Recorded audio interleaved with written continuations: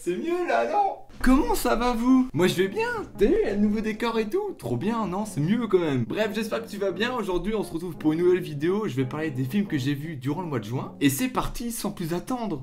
Alors j'ai vu le film Rubber. Je l'avais déjà vu il y a 5-6 ans de ça. Je me rappelle, c'était un soir, genre j'étais tout seul chez moi. Je zappais à la télé et je suis tombé là-dessus par hasard. Et je l'ai regardé jusqu'au bout. Et une fois le film terminé, je me suis dit putain, mais qu'est-ce que je viens de voir en fait? Et en plus de ça, il y a 5-6 ans, j'étais pas du tout dans le cinéma comme maintenant. Et pourtant, j'ai bien aimé le film. Tu vois, j'aurais pu zapper sur notre chaîne ou tu vois pour regarder autre chose. Mais sauf que non, le scénario est prenant de ouf. C'est très bien construit et t'as envie d'en savoir plus. C'est un film drôle, innovant et surtout très inventif. Et franchement, visuellement, il y a de belles images, il y a de beaux paysages. Et vraiment, de l'avoir revu, surtout avec mon frère, tu vois, on a bien kiffé. Parce que je pense que c'est pas un film à voir tout seul. Bon, perso, je l'ai vu tout seul, j'ai bien aimé. Mais je pense que si tu le regardes tout seul, t'auras peut-être du mal à le regarder. Donc regarde ce film, genre avec 2-3 potes. Je pense qu'il y a moyen de se taper des barres.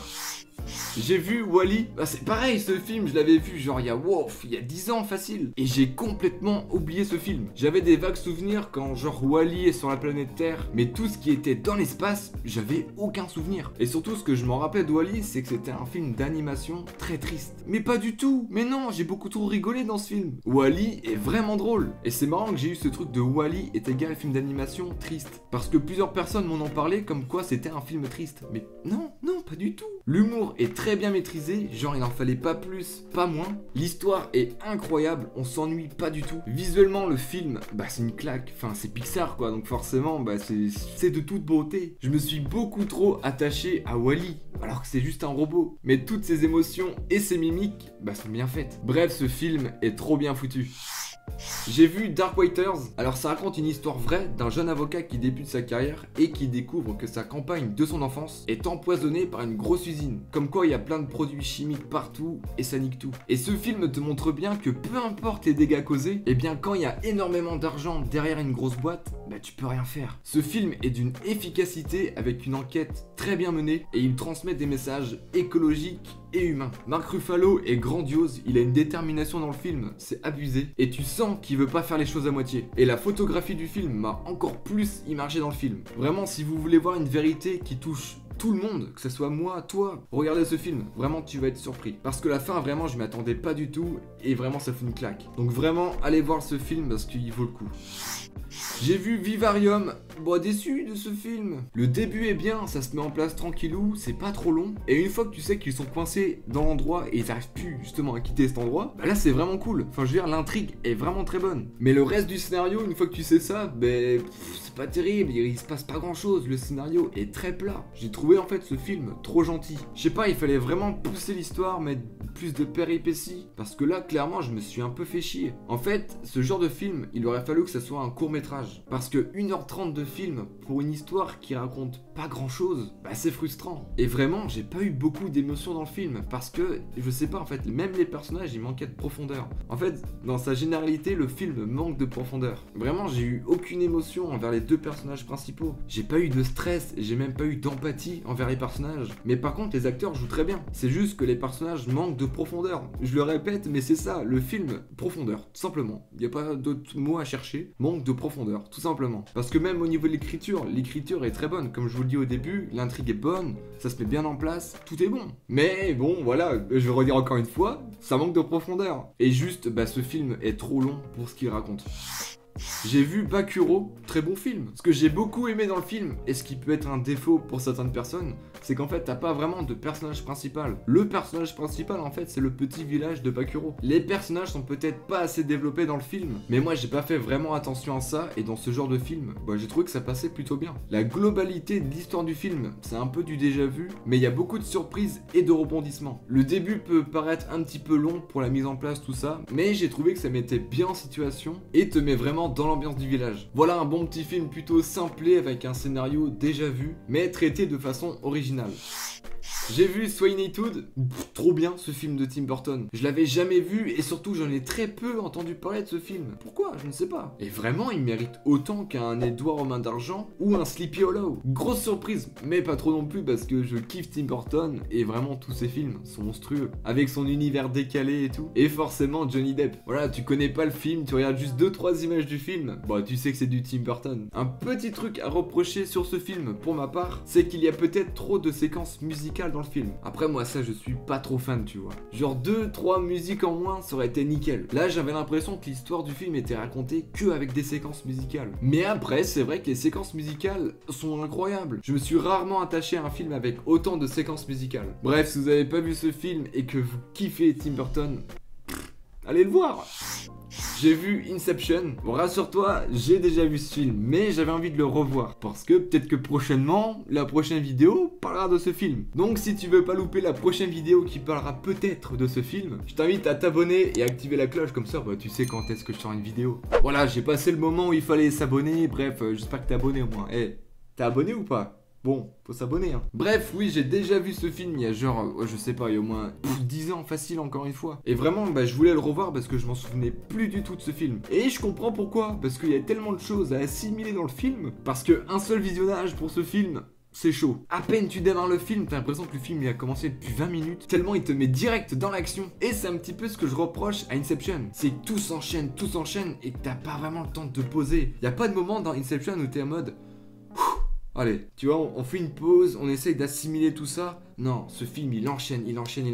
Et c'est vrai que ça peut être un petit peu perturbant. Juste pour comprendre l'histoire, c'est chaud, quoi. Quand tu sais pas du tout de quoi ça raconte, bah c'est une galère. Et c'est pour ça qu'il faut 2-3 visionnages pour Inception. Mais mis à part ça, le film est époustouflant. Dans la réalisation, il y a des scènes que tu ne verras que dans Inception. Et nulle part ailleurs. C'est maîtrisé, c'est magnifique. C'est Christopher Nolan, tout simplement. Mais je pense qu'il faudrait quand même que je le voie une 3e fois pour bien tout comprendre. Surtout la scène de fin. J'ai vu Donnie Darko. En fait, dans ce film, j'ai trouvé qu'il y avait beaucoup de moments qui étaient remarquables, avec une musique parfaitement calée sur une image, avec une vraie esthétique. Mais l'ensemble du film, bah je l'ai pas trouvé ouf. Enfin, il est bien, mais genre sa note, sa réputation comme quoi c'est un film culte, un film qu'il faut voir, bah non, enfin pas pour moi en fait. Je m'attendais clairement à voir un chef-d'œuvre sur la globalité de l'histoire. Mais non, pas du tout. Il y a juste des scènes dans le film qui sont vraiment cool. Et c'est vrai que la fin est surprenante, mais je l'ai trouvé un peu trop facile en fait. J'ai eu l'impression de me faire borner pendant tout le film après avoir vu la fin. Mais bon, peut-être qu'avec un second visionnage, je vais dire waouh, en fait il est trop bien ce film, j'ai été con. Et qu'au final ça va être un chef-d'œuvre à mes yeux, mais pour l'instant c'est pas du tout le cas. J'ai vu Le Stratège. Vraiment, si vous voulez voir un film avec un Brad Pitt excellent, bah regardez-le. Et c'est pas pour rien que Brad Pitt est l'un des meilleurs acteurs du monde. Il dégage quelque chose dans ce film qui est fou. Et seul Brad Pitt peut faire ça. Le film parle de baseball, j'y connais rien. Et j'en ai pas appris plus sur ce sport après avoir vu le film. Donc si tu as envie de voir le film parce que tu as envie de voir du baseball, bah non, c'est pas le meilleur des films. Le film montre l'envers du décor. Le fait que derrière ce sport, bah c'est des chiffres, c'est des statistiques, c'est des pronostics avec plein de tableaux, plein de probabilités. Et que le sport du baseball en général, bah on s'en fout. Et j'ai vraiment été surpris par ça parce que je m'attendais vraiment à voir du sport. Mais en fait, pas du tout. On voit tout ce qu'il y a derrière. Et là, bah, j'ai appris beaucoup de choses sur ce qu'il y a derrière les sports. Ah oui, je vous ai parlé que Brad Pitt était excellent, mais Jonah Hill est excellent aussi. Et ça fait bizarre de le voir dans ce genre de rôle. Parce que généralement, on a l'habitude de le voir dans des rôles plutôt extravagants, rigolos. Mais là, pas du tout. C'est le mec le plus timide du monde. Et il le joue très bien. Bref, si tu aimes Brad Pitt et les statistiques et un petit peu le baseball, bah je te conseille ce film.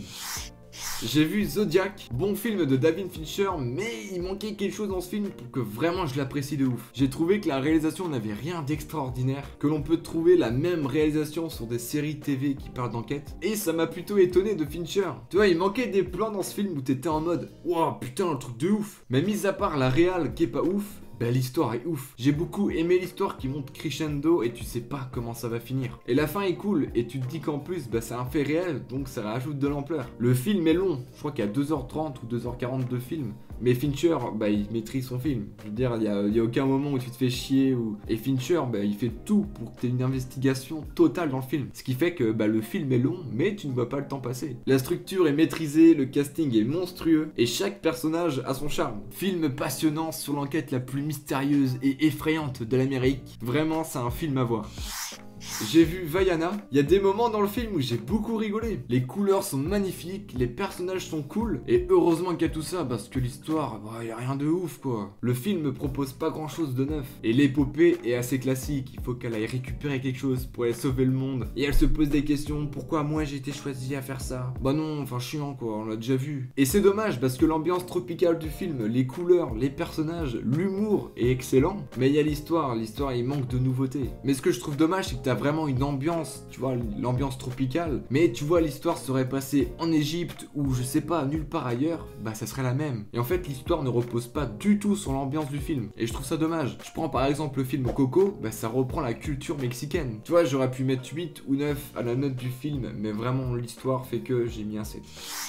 J'ai vu Blade for This, waouh, il est cool ce film, vraiment il est cool. Il est pas du tout connu ce film, je sais pas pourquoi il est pas du tout connu, parce qu'il s'équivaut vraiment à genre un Creed ou un Rocky. Bon, pour le Rocky j'y vais un petit peu fort, mais vraiment il vaut un Creed. En fait, j'ai trouvé que ce film c'était vraiment un mélange entre le film Whiplash et Creed. Creed pour le côté forcément boxe, mais aussi réalisation et mise en scène. Et Whiplash parce que forcément bah, c'est le même acteur, c'est Miles Teller qui joue, il joue à merveille. Et j'ai retrouvé du Whiplash dans ce film parce qu'il y a une détermination dans le film, mais c'est abusé, c'est la même que dans Whiplash. Et vraiment Miles Teller est fait pour jouer des mecs qui sont déterminés de ouf. Vraiment ce film est sous-coté, voyez-le, il est sur Netflix en plus. Si vous aimez les films de boxe, si vous aimez Creed, si vous aimez Whiplash et si vous aimez Miles Teller, bah alors regardez ce film, vraiment il vaut vraiment le coup.